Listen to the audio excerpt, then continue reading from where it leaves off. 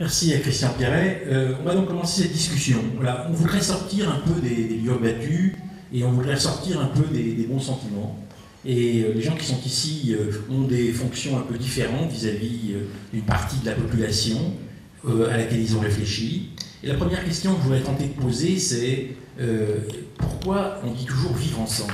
L'importance du vivre ensemble. Tout le monde dit c'est très important, le vivre ensemble. Marie Pierret l'a dit tout à l'heure en commençant, Christian Pierret a redit aussi ça, le vivre ensemble. Alors est-ce que c'est important? Et quels enrichissements sont rendus possibles par ce vivre ensemble? Et j'ajouterais, qu'est-ce qu'apporte réellement la mixité sociale? Qu'est-ce qu'apportent réellement les échanges entre des populations extrêmement différentes? Alors, on a cité tout à l'heure les jeunes, les vieux, éventuellement les immigrés et les non-immigrés, les handicapés et les non-handicapés, les marginalisés et ceux qui ne le sont pas. Et en fait, pourquoi c'est important qu'il y ait ce vivre ensemble? Alors évidemment, la première idée qu'on peut avoir, c'est que c'est mieux d'essayer de parler aux habitants de notre ville, aux gens qui sont autour de nous. Mais pourquoi est-ce que ça a du sens? Et quel est le sens, au fond, de ce désir que tous les politiques pourraient donner? Finalement, il y a toujours dans le discours d'un politique, qu'il soit de droite ou soit de gauche, cette idée, essayons de vivre ensemble. Et pourquoi c'est important à vos yeux? Alors qu'est-ce qui veut tenter de répondre à ça? Patrick Peugeot. Vous avez un micro devant vous, oui. Bonsoir. Merci à Christian Christian Pierret de cette invitation de venir évoquer ces questions fondamentales ici. Première fois pour moi de venir à Saint-Denis, donc cette capitale des Vosges, je vais faire géographie. Non, le vivre ensemble pour nous, quand je dis nous, c'est-à-dire les responsables d'associations qui sont impliqués dans, je dirais, la lutte contre les inégalités, contre tout ce qui fait qu'il y a des gens qui sont plus défavorisés que d'autres à différents titres. Et c'est vrai que le vivre ensemble, de notre point de vue, ça consiste à rendre la solidarité active et à veiller à ce que réellement le vivre ensemble ne soit pas une distance qui est prise entre les uns et les autres, mais réellement une prise en commun, en charge des problèmes qui peuvent se poser pour éviter que les inégalités se creusent ou que les différences se font. Alors, je sais que vous étiez frappé par ce qui s'est passé en ce qui concerne les immigrants, où on a bien vu que d'un problème qui était relativement faible en termes d'intensité jusque dans les années 70 à peu près, est devenu un problème majeur au point d'occuper les campagnes électorales de façon assez forte et même malheureusement d'occuper l'actualité. Je pense au problème des Roms, je pense au problème des expulsions et c'est vrai qu'on voit bien que dans ce domaine, rendre actives les solidarités, rendre actives les interventions des différents citoyens au bénéfice des plus défavorisés n'est pas toujours facile, et surtout quand en face il y a des tensions liées à l'emploi, au problème du chômage, donc au problème du logement, au problème des conditions de vie des uns et des autres. Alors pourquoi je fais cette longue introduction? C'est parce que plusieurs associations ont mesuré ensemble la façon dont on pouvait répondre à tous ces défis de la vie moderne, où paradoxalement on a de plus en plus d'outils pour répondre aux problèmes et en même temps on a l'impression que les problèmes deviennent plus importants que les outils ne permettent de les résoudre.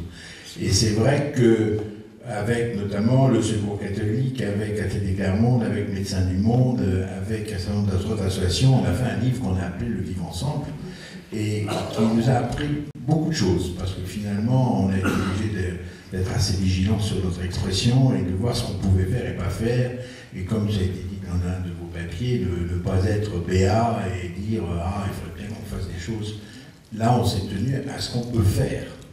Alors, évidemment, je peux vous parler plus volontiers du problème de comment on peut faire pour défendre les droits des étrangers, à partir d'une position qui déjà en soi est un peu provocatrice, qui consiste à dire qu'il ne doit pas y avoir de différence entre les droits des étrangers et les droits des Français qui vivent ensemble sur le même territoire. Déjà, en disant ça, je sais que je choque un certain nombre de gens qui disent comment les Français doivent avoir des avantages par rapport au monde français. Mais en plus, c'est vrai que l'expérience des dernières décennies a prouvé que ce n'était pas en vain qu'on pouvait faire appel à l'engagement et à la solidarité d'un certain nombre de gens. Et vous avez cité le problème des enseignants. C'est vrai, pendant de longues années, les enseignants étaient relativement, non pas indifférents, mais éloignés du problème de l'immigration et autres. Et puis progressivement, quand les politiques sont devenues plus dures, ou brutalement, comme le disait l'un d'entre eux, un matin j'arrive et lundi, 2 places dans l'école étaient vides, et parce que les parents avaient été expulsés pendant le week-end et les enfants étaient partis avec eux. Cette prise de conscience qu'il y avait vraiment des Français de deuxième zone qui pouvaient, d'un subrepticement, être expulsés du jour au lendemain, a conduit les enseignants à en discuter entre eux, à se poser des questions pour savoir comment ça se passait, comment on pouvait en arriver là, à nous interroger, nous, CIMAD, sur quels étaient les droits réels des étrangers, est-ce que c'était bien normal de les défendre, ou est-ce qu'au contraire, il fallait maintenir une certaine distance. Et une fois qu'ils ont fait ce parcours, ils sont arrivés à la conclusion qu'ils pouvaient se mobiliser, et qu'ils pouvaient se mobiliser dans la France entière. Et le grand enjeu de cette organisation qui s'appelle maintenant RESF, c'est qu'avec l'aide d'associations comme la nôtre qui ont fait un gros effort de formation, nous avons compté qu'on avait formé plus de 2000 militants de RESF, mais c'est rien par rapport à la masse que représente ce mouvement, on peut dire qu'ils ont réussi 3 choses. La première, c'est la mobilisation entre les enseignants. La deuxième, c'est la mobilisation vis-à-vis des parents, c'est-à-dire en disant aux parents d'enfants français, vous êtes concernés par ce qui arrive aux enfants d'immigrés. Et la troisième, qui n'est pas la mince, c'est aussi amener une certaine, je dirais, solidarité du côté des habitants en faisant cette démarche qui, à mon avis, était très importante du point de vue de la mobilisation, que de mettre des calicots sur les écoles en disant, ici, on n'expulse plus. Et c'est vrai qu'ils ont fait des actions de mobilisation, de formation pour expliquer la situation des étrangers en France, tous les problèmes qu'il fallait régler. Et donc, si il faut tirer une conclusion de ça, c'est que on peut toujours obtenir beaucoup des gens quand on les mobilise sur des problèmes dont on prend la peine de leur expliquer les tenants et les aboutissants sans leur raconter d'histoire.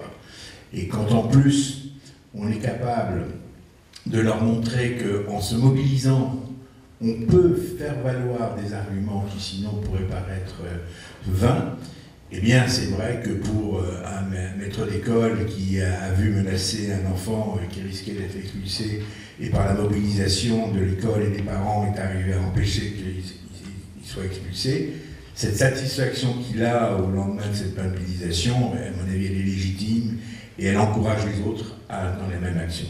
Alors peut-être la quatrième public, qui vont aussi toucher, c'est les enfants eux-mêmes. Parce qu'il fut une époque où quand les enfants voyaient disparaître leurs petits camarades sans savoir où ils allaient, ça semblait naturel. Aujourd'hui, les enfants eux-mêmes se sont mobilisés pour garder leurs petits copains éventuellement étrangers.